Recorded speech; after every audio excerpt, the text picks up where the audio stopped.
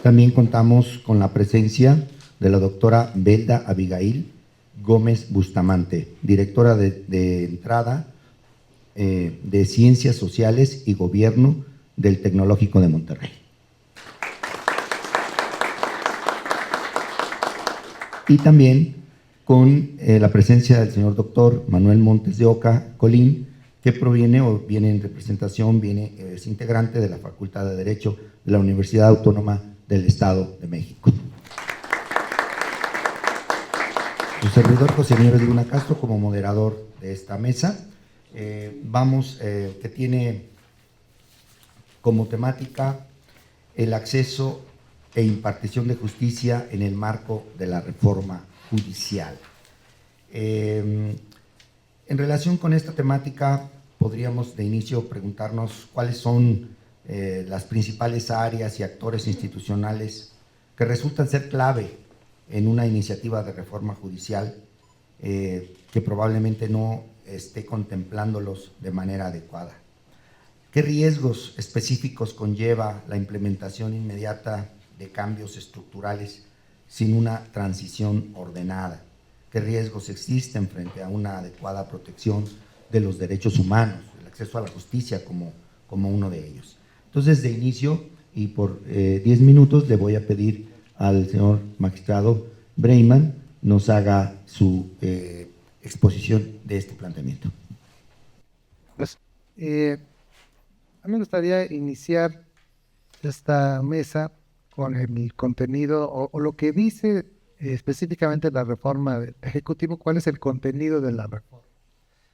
Dice que en la reforma se van a tratar los siguientes temas fundamentales: justicia pronta y expedita, que es la materia de esta mesa. Justicia pronta y expedita. O sea, van a haber propuestas en la iniciativa de reforma que tengan que ver con una mejor impartición de justicia y que ésta sea expedita. ¿Cómo se ideó, ¿no? ¿Qué es lo que se creó en la reforma para lograr este objetivo? El segundo tema es la elección de personas juzgadoras por voto popular, ¿no? Esto es, vamos a decir que el inicio de la propuesta, lo que se dijo en medios, lo que se publicitó, fue que se iba a mejorar los poderes judiciales, particularmente el Poder Judicial Federal, que era el que más se habló, a través del voto popular. O sea, esa iba a ser la solución para acabar con temas de nepotismo, de corrupción, y para acabar con hostigamiento, con todo tipo de temas que tienen que ver con la justicia. Se iba a terminar con esta solución. Para ello también había necesidad de terminar con una de las instituciones que estaba atrás de toda esta estructura, que era el Consejo de la Judicatura Federal, y para ello se necesitaba la creación de un tribunal de disciplina y un órgano de administración, ¿no? Que iban a sustituir en las funciones a este Consejo de la Judicatura, integrado por consejeros que funcionaban en pleno, ¿no? Y en comisiones. Entonces ellos decidían sobre la disciplina, pero además también se encargaban de la organización, ¿no? Entonces una de las ideas de la reforma es: vamos a dividir esos dos aspectos, porque son dos cuestiones diferentes, porque quienes están decidiendo sobre eso van a decidir sobre la otra cosa, ¿no? Necesitamos órganos especializados, tal vez esa fue la idea. Y bueno, también ahí hubo un componente interesante sobre quién presidía tanto la Suprema Corte como el Consejo de la Judicatura Federal.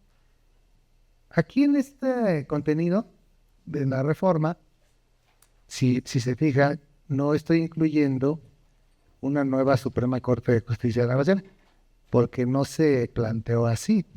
O sea, la Suprema Corte de Justicia de la Nación, en el contenido de la iniciativa, sigue siendo Suprema Corte de Justicia de la Nación, pero se desaparecen algunas cuestiones importantes, como la posibilidad de que actúen en salas, también el número de integrantes de la Suprema Corte y otros aspectos que tienen que ver también con la publicidad de las sesiones, ¿no? y se le cambia también, pues, de alguna manera, la integración en su totalidad. Pero esa parte no la estoy incluyendo porque no es un nuevo contenido, no, sino que eso es algo que ya existía y se va a transformar. Bueno, ese sería el contenido. En esta mesa, principalmente nos interesa el punto relativo a cómo aborda la iniciativa de reforma y el tema de la justicia pronta y expedita. Bueno, sobre ese tema específicamente, la reforma, ¿qué dice? Dice, vamos a eliminar el amparo jurisdiccional, no dice, ¿no? Entonces, todo lo que quisiera no dice, pero sí que dice, ¿qué es lo que sí dice? Dice, sobre la impartición de justicia, estos son los puntos que vamos a tratar. Tiempos para resolver. O sea, vamos a poner términos, en algunos casos, más cortos para resolver.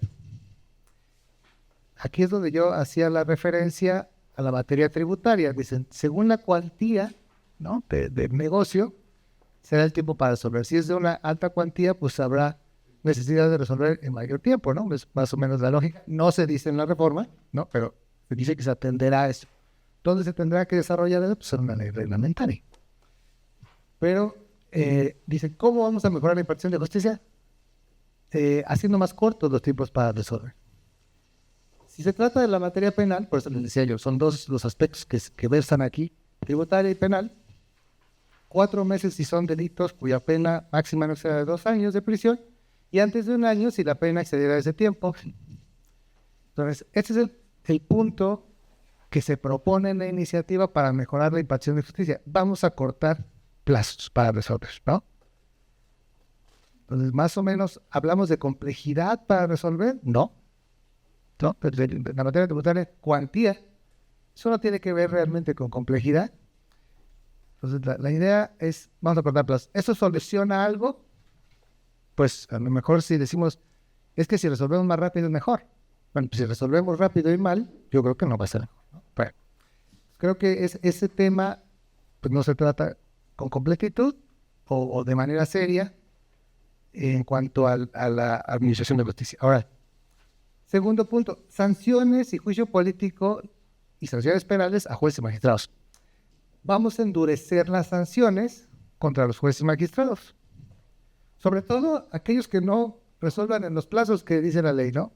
Y para eso, pues el Tribunal de Disciplina se va a encargar de sancionarlos. Si no les dicen funda y motivadamente por qué se tardaron, entonces los van a sancionar. Sobre todo si se tardan en resolver, los vamos a sancionar. Yo diría, bueno, lo mismo. Resolvemos rápido, pero mal, y ya no nos van a sancionar. Y no, ¿qué parte de eso tiene que ver con la impartición de justicia?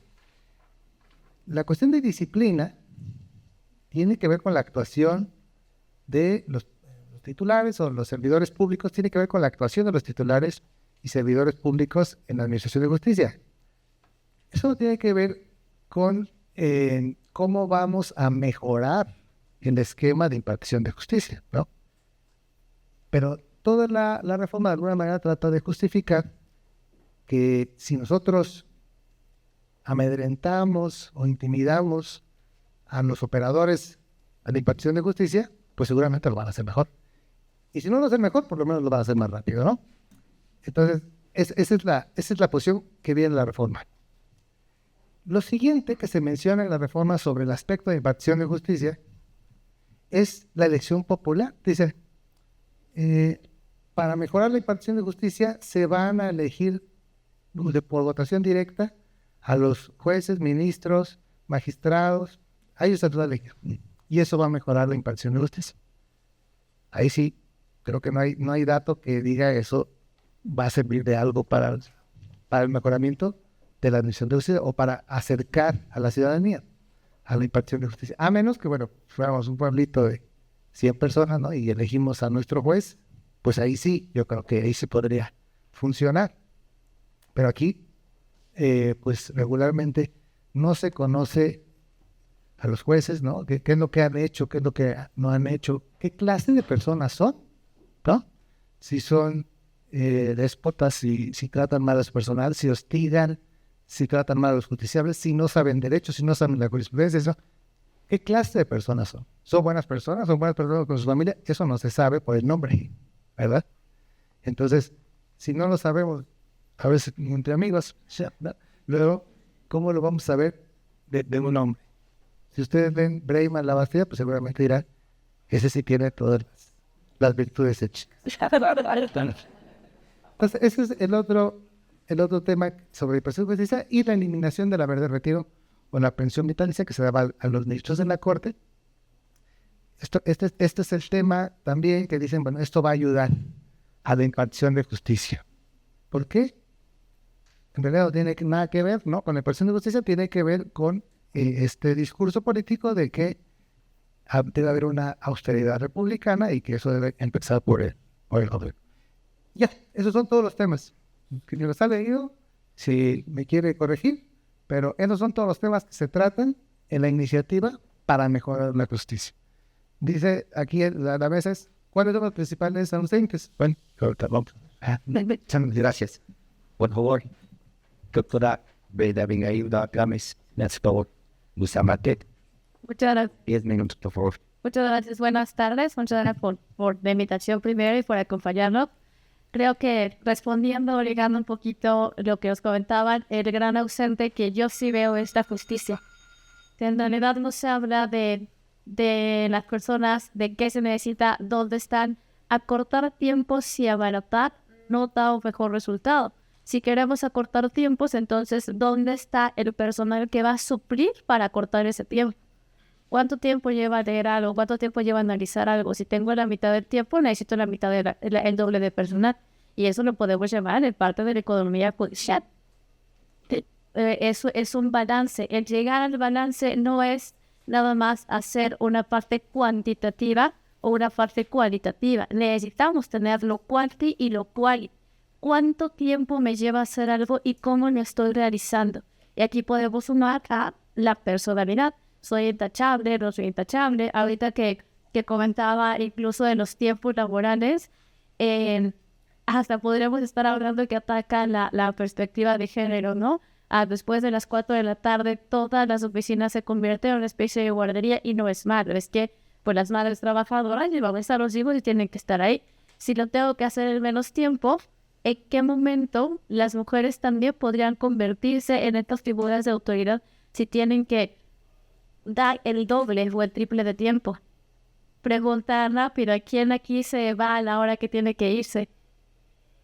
Pues no pasa, ¿no? Porque hay que continuar y hay que estar ahí y es parte de la labor que estamos haciendo. Entonces, si necesito yo hacerlo más rápido, ¿cuál va a ser el costo? El costo personal, el costo de la sociedad. Se va a tener que pagar un costo que creo que nos están midiendo. Hablamos de una reforma y parece que nos están pintando como si fuera algo viejo y obsoleto. El sistema judicial en el que estamos lleva 30 años reconstituyéndose.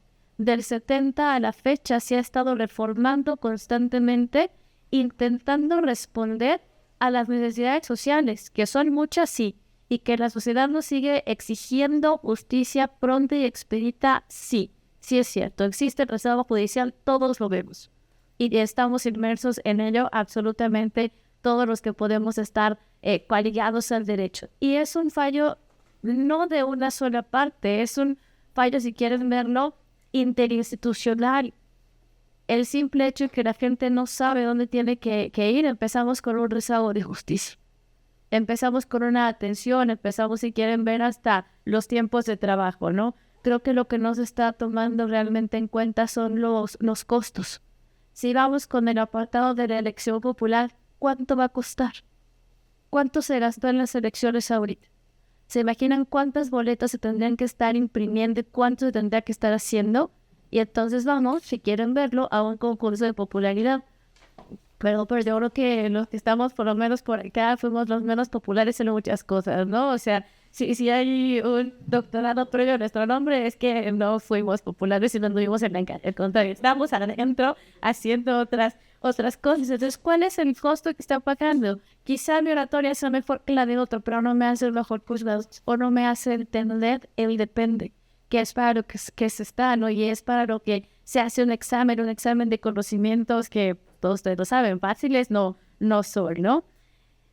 La justicia, para terminar con la corrupción.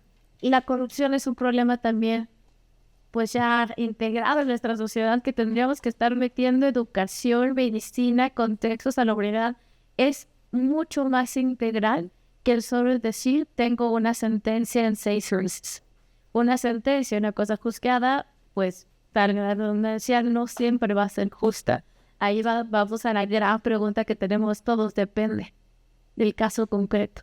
Para entender un caso concreto necesito tiempo, y para tener tiempo ahorita de analizar y literal, pues a ver, hasta consultarlo con la almohada para saber lo que estoy haciendo es correcto o no correcto, ¿no? Entonces, hablar de terminar con la corrupción haciendo modificaciones pues hacia arriba es complicado cuando se requiere una estructura pues bidimensional, de arriba hacia abajo y de abajo hacia arriba, para poder entender que los procesos de corrupción también son procesos de referencia social, nos están reflejando como sociedad. Entonces, tiene que haber un proceso de cambio mucho más fuerte. Tiene que haber, si quieren verlo, pues estudios tanto cualitativos como cuantitativos de la propia reforma para entenderla. ¿Y cuáles tendrían que ser estos 4 puntos focales que creo que tenemos que poner mucha atención? Primero, la complejidad del asunto. Cada asunto es diferente y es complejo. Requerimos entender cuáles son las características primarias de ese asunto y si quieren regresarnos hasta nuestras primeras clases de derecho, entender los encuadres jurídicos.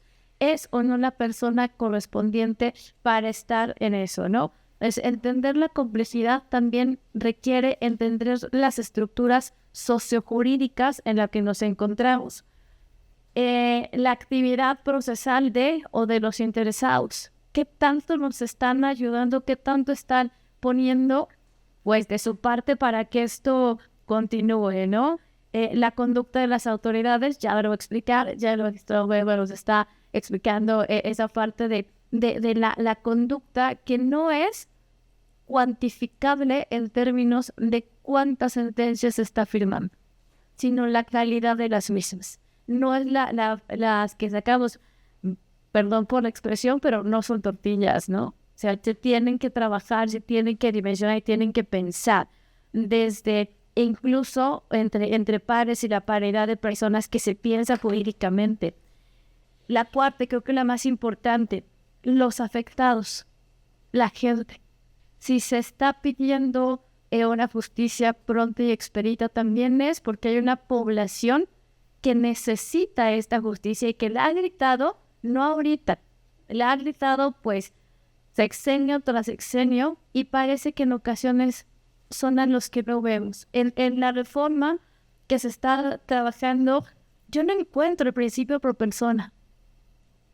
Yo no encuentro a la persona a la que se le va a estar dictando qué se tiene que entender por ella. Encuentro las instituciones y estamos perdiendo la esencia de lo que se tiene que hacer las personas al final del día. ¿Cómo la voy a cuidar? ¿Cómo la voy a proteger? ¿Cómo la voy a restituir? Si el daño es restituible, que no siempre van a ser restituibles, ¿no? Cuando hablamos de la temporalidad de los 4 o 6 meses que todavía están discutiendo cuál sería lo correcto, pues ni siquiera hay parámetros internacionales que nos hable de los tiempos. A nivel internacional, la Corte Interamericana de Derechos Humanos no nos da un tiempo. Habla de las mejores actuaciones, que es con lo que deberíamos estar trabajando y tener en mente. No creo que ninguno trabaje para perder o para que el otro esté mal o para alargar el tiempo. Pues existe una cantidad de procesos y procedimientos que están retrasados, sí, y eso requiere manos, ¿no? Requiere manos y mejores abogados. Y ahí nos podemos regresar hasta la certificación de quién estudia y quién no estudia Derecho. Si lo vemos a grosso modo, pues a mí y a muchos de aquí nos tomó 6 años, ¿no?, estudiar Derecho. Año y medio en una universidad donde van los sábados no te hace abogado. Y tendríamos que también estar observando dónde nos estamos nosotros profesionalizando y bajo qué criterios, ¿no? Pues tampoco a nivel nacional, la Suprema Corte no nos habla de tiempo, nos habla de lo mejor que podemos estar haciendo. Por último, más o menos ir con lo que la magistrada estaba diciendo, para tirar pensiones y retirar todo lo por lo que se trabaja una vida, en lo personal es un acto de agresión, porque se va la vida en esto, ¿no? Entonces, también hay que respetar el trabajo que estamos haciendo y la preparación y lo que día a día, pues, y se cierra con entender la disciplina no es castigar. No podemos regresar al derecho penal del enemigo. No podemos regresar a una teoría del miedo. No podemos regresar a terminar algo para no ser sancionado. Volvemos a perder de vista que el principio pro persona, porque me estaría cuidando a mí, no a las personas. Cada número de expediente es una familia, es una persona, es un sujeto, es un ciudadano al que se tiene que cuidar con todo el amor del que cuida a los míos. Gracias. Gracias, doctor. Matemática, por favor, doctor Manuel Montes de Oca Perín. Muchas gracias, magistrado Luna Castro. Gracias a todos ustedes por su asistencia e interés a este tipo de foros. En primer lugar, en mi calidad de ciudadano, quisiera hacer un acto de legitimación sobre este tipo de actividades. Cuando recibí la invitación para participar, lo primero que pregunté es, ¿tenemos alguna línea para poder dialogar? ¿Vamos a favor o en contra? La respuesta que yo recibí es libertad absoluta. Y eso representa un elemento de credibilidad y confianza en nuestras instituciones y principalmente en el Poder Judicial de la Federación, el cual todos debemos de cuidar y debemos de proteger. Ciertamente, la reforma atiende a un elemento dialéctico. Nada permanece estático, todo está en constante movimiento. Los hechos sociales dan pauta a la creación de nuevas condiciones y mecanismos para satisfacerlos. Y en esa misma medida es que hoy, no solamente como académico, sino como litigante, con una experiencia al menos de 2 décadas, puedo apreciar las necesidades que tiene nuestro Poder Judicial, tanto en el nivel federal como en el nivel local. Para esto me permito citar a Mauro Capelletti y a Brian Gard. Ellos en una obra muy interesante que se llama El acceso a la justicia, la tendencia en el movimiento mundial para hacer efectivos los derechos, sostienen al hablar precisamente que del acceso a la justicia, este acceso es el requisito más básico de un sistema igualitario, de un sistema moderno, que pretende garantizar y no solamente proclamar de manera no pragmática o poco pragmática derechos para todos a efecto de no caer en prácticas demagógicas de prometer algo que de plano sabemos que no va a ser asequible y que no lo vamos a cumplir. El foro en el cual participo en esta mesa es el acceso a la impartición de justicia y expedita y efectiva. Un análisis contundente al artículo 17 constitucional, en el cual nos habla en su primer párrafo que nadie podemos hacernos justicia por sí mismo ni ejercer violencia para reclamar el derecho, pero el segundo párrafo sostiene medularmente que toda persona tiene derecho a que se le administre justicia por tribunales que estarán expeditos para impartir en los plazos y términos previstos por la ley, y señala las características fundamentales del Estado constitucional en materia de acceso a la justicia y de tutela judicial efectiva. Me refiero a los principios de prontitud, de completud, de imparcialidad, de expeditez, además de la gratuidad, por supuesto.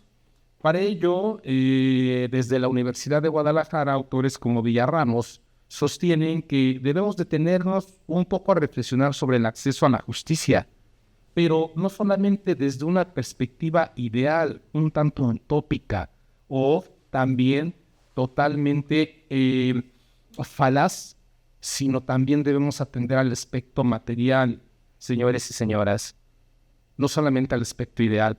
La interpretación tradicional sugiere que el acceso efectivo a la impartición de justicia debe materializarse al tener un tribunal que se encuentre presto para escuchar las alegaciones de correspondencia de un determinado derecho. Sin embargo, dice Villarramos, que pueden emerger problemas de la disponibilidad de un tribunal para atender las excitativas, pues hay escenarios que rebasan precisamente esta justicia expedita, pronta, completa, imparcial y gratuita. Y esto obedece, por supuesto, al factor humano. Las personas que se capacitan en los poderes judiciales y por supuesto en el Poder Judicial de la Federación reciben una capacitación de alto impacto, de muy alto nivel. Y hoy en mi casa, en la Escuela Federal de Formación Judicial, y ahorita les voy a explicar por qué en mi casa le voy a relacionar con una cuestión que no está tomando en cuenta la reforma, es que estos problemas son rebasados precisamente por una reforma que no está tomando en cuenta el aspecto humano. Pensamos que un órgano jurisdiccional exista en una metrópoli, de difícil acceso para los grupos vulnerables o para quienes viven en la periferia. Dogmáticamente, se habrá cumplido con la obligación del Estado de proporcionar, por supuesto, un tribunal para resolver conflictos, pero de facto, de hecho, habría un cumplimiento sesgado al mandato constitucional de acceso a la justicia. ¿Cuántas personas, en primer lugar, deben de transportarse a una distancia considerable para acceder a un órgano jurisdiccional? De allí que, cuidado con el concepto de austeridad. La austeridad no puede traducirse en reducir presupuestos de manera injustificada, porque por el contrario, se debe fortalecer. Necesitamos manos que trabajen todos los días en pro de los justiciables. Desde este lado, por supuesto, puede existir un tribunal en donde se imparta justicia de manera aislada si no llega a todos los mexicanos, si no llega a toda la sociedad en lo particular. Uno de los temas que me llama mucho la atención, lo digo desde la cátedra, lo digo desde el litigio, es el incumplimiento al artículo 94, párrafo octavo de la propia Constitución, para el cual las invitaría a que consultaran ese párrafo, y la Constitución es muy clara. La ley establecerá la forma y procedimientos mediante concursos abiertos. ¿Por qué los hacen cerrados? ¿Por qué solamente participan determinados segmentos? Hay algunas causas de justificación. Me queda claro que incluso el Poder Judicial de repente ha encontrado un muy bajo nivel en las personas externas, pero no todos estamos dentro de esos lineamientos. Sin embargo, también se habla de fortalecer el Tribunal de Disciplina para cortar plazos, para resolver. Cuidado, porque si nosotros acortamos plazos es porque vamos a implementar mayores manos para trabajar. ¿Por qué? ¿Cuántos colegas, secretarios, jueces, magistrados y todo el personal que labora al interior de un órgano jurisdiccional hoy día presenta severos problemas de salud, simple y sencillamente por las jornadas inhumanas que viven desde su trabajo, que es su segunda casa convertida en su primera casa, ¿verdad? ¿Cuántas personas, incluso desde el aspecto personal, han fracasado sentimentalmente porque le han dedicado su vida al Poder Judicial de la Federación? Esas circunstancias, lo comentaba la doctora Gámez, representan un atentado contra la dignidad del ser humano. ¿Por qué? Porque entonces necesitamos mayores elementos. Hace rato decía que la Escuela Federal de Formación Judicial en mi casa. Yo soy egresado de el curso básico de formación de secretarios y secretarios del Poder Judicial de la Federación, generación 2021, aquí en la Escuela Federal. De paso se ha dicho, el primer promedio y el mejor promedio de mi generación. Hasta este momento, tu servidor ni como académico ni como litigante ha tenido acceso siquiera a una sola invitación por parte de los órganos jurisdiccionales, pero no porque hagan falta invitaciones, sino porque no hay presupuesto, sino porque no hay plazas, sino porque no hay bases, sino porque no hay espacios, sino porque no hay una silla en la cual le puedas ampliar al órgano jurisdiccional, sobre todo, la posibilidad de contar con más manos.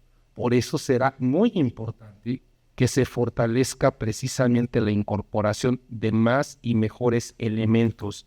A guisa de ejemplo, el aumento de los recursos, contrario a disminuirlos. ¿Por qué? Porque esto asegura que el Poder Judicial cuente con los recursos humanos y financieros necesarios y con ello con la infraestructura para poder operar de manera efectiva. Otra cuestión, los concursos de oposición que se someten rigurosamente todos aquellos que son titulares de un órgano jurisdiccional. Sí, pero también no podemos olvidar la rendición de cuentas en los procesos de selección. ¿Cuántas veces por mandato expreso de acuerdos de los consejos, tanto federal como locales, no se puede impugnar más que en el recurso ordinario? ese tipo de resoluciones. Y a veces, más en el aspecto local, simplemente le dicen, se confirma la resolución impugnada, sin dar mayores elementos. En esa circunstancia, creo que la promoción para la colaboración interinstitucional debe fortalecer esto y, por supuesto, la Corte, al pronunciarse hace tres semanas que puso en stand-by todo lo relacionado a la prisión preventiva oficiosa, diciendo que se esperen para poder resolver sobre su inconvencionalidad en el tema constitucional, su decisión va a ser muy interesante. Y no por el tema de prisión preventiva oficiosa, sino por la inconvencionalidad de la Constitución. Si vienen reformas que atentan con el principio de progresividad y la Corte se pronuncia, es evidente que nosotros tendremos los mecanismos institucionales y sobre todo los mecanismos de control constitucional. ¿Para qué? Para hacer válido el reconocimiento de derechos que no pueden quedar en el olvido y sobre todo que no pueden ser desconocidos, entre ellos la inamovilidad en el empleo. Muchas gracias, señor magistrado.